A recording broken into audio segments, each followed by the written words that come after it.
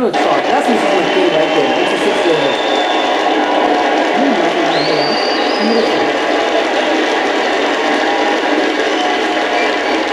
They must have a really nice family, don't you think? Except for wife.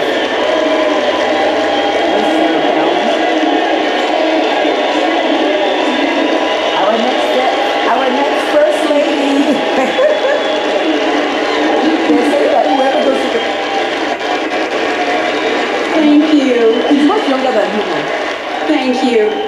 Before I begin, I would like to introduce you for the 7 reasons that John and I are so happy as a family.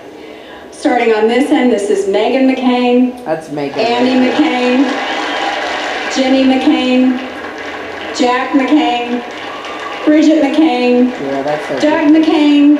And Sydney McCain. Thank you. Yeah.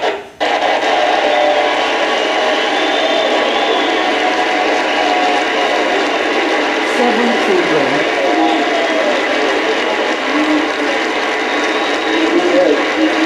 Three of them are not hers. John and I are so pleased and so happy to have them here with us tonight. Nothing has made me happier or more fulfilled in my life than being a mother. Do you see the phone? But while John and I take great joy in having been able to spend time together this week as a family, Talk tomorrow. our hearts go out to the thousands of families who have had to leave their homes once again due to devastating weather. It's not in our natural instinct to rally them, to lift them up with our prayers, to come to their aid. It's also our duty as a country. That duty is what brings me before you tonight, and it's a much larger, more important than John or me or any of us. It's the work of this great country calling us together, and there's no greater duty than that. No more essential task for our generation right now. That's been very much on my mind these last few months as I've traveled our country. Each day, after the bands packed up and the speeches were done and the camera lights darkened, I always came back to how blessed and honored I was to be a part of our national conversation. And in these times when so many of our fellow Americans face difficult situations, what I saw moved me deeply. Families worried about losing their homes, towns deserted by industries once at their center, mothers with no choice but to send their children to unsafe and underperforming schools. But I have also seen the resilience of the American people. I've heard stirring stories of neighbor helping neighbor, cities on one end of the country offering help to fellow citizens on the other. Despite our challenges, our hearts are still alive with hope and belief in the individual ability to make things right. If only the federal government would get itself under control and out of our way.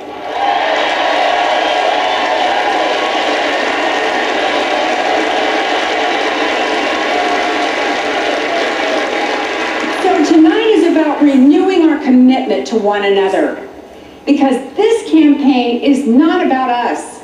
It's about our special and exceptional country. And this convention celebrates a special and exceptional Republican Party. The hand we feel on our shoulder belongs to Abraham Lincoln. Our country was born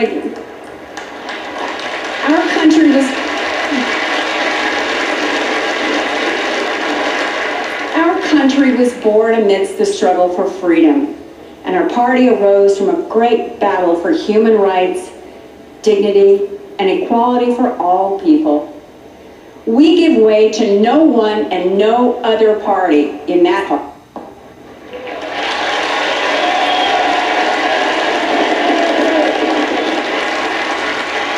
From its very birth, our party has been grounded in the notion of service, community, self-reliance, and it's all tempered by a uniquely American faith in and compassion for each other's neighbors.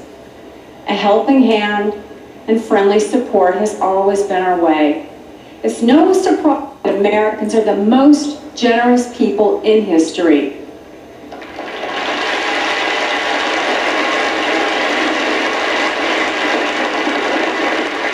That generation of spirit is in our national DNA. It's our way of doing things. It's how we view the world. I was taught that Americans can look at the world and ask either, what do other countries think of us? Or we can look at ourselves and ask, what would our forefathers make of us? And what will our children say of us? That's a big challenge. In living up to it, we know the security and the prosperity of our nation is about a lot more than politics. It also depends on a personal commitment, a sense of history, and a clear view of the future.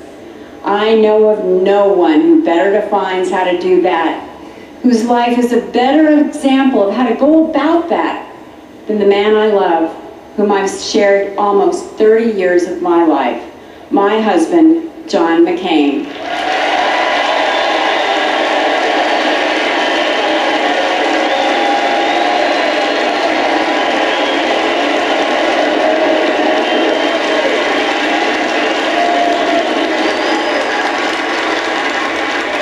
From the beginning of time, no matter how accomplished in other fields, women have always sought a husband with an eye to what kind of father that man would be. Well, I hit a home run with John McCain.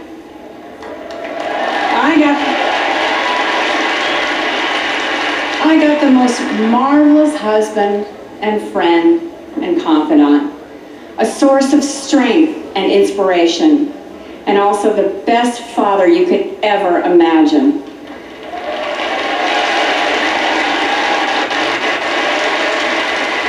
In that most sacred role, he brought to our children his great personal character, his lifelong example of honesty, and his steadfast devotion to honor.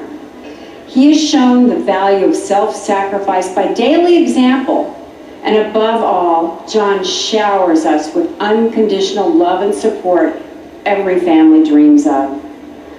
I know what his children say of him, and his courageous service to America in war and peace leaves no doubt what our forefathers would make of him.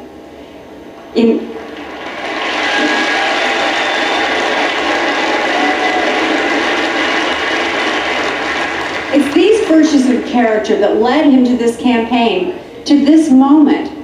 John McCain is a steadfast man who will not break with our heritage, no matter how demanding or dangerous the challenges at home or abroad.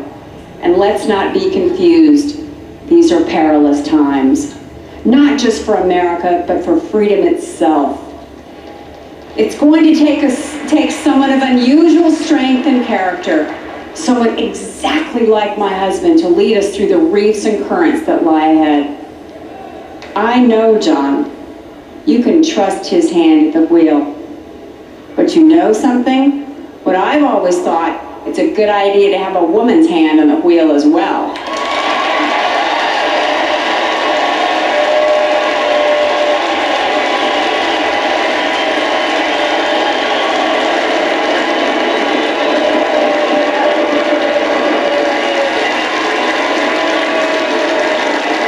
So how about that, Governor Sarah Palin?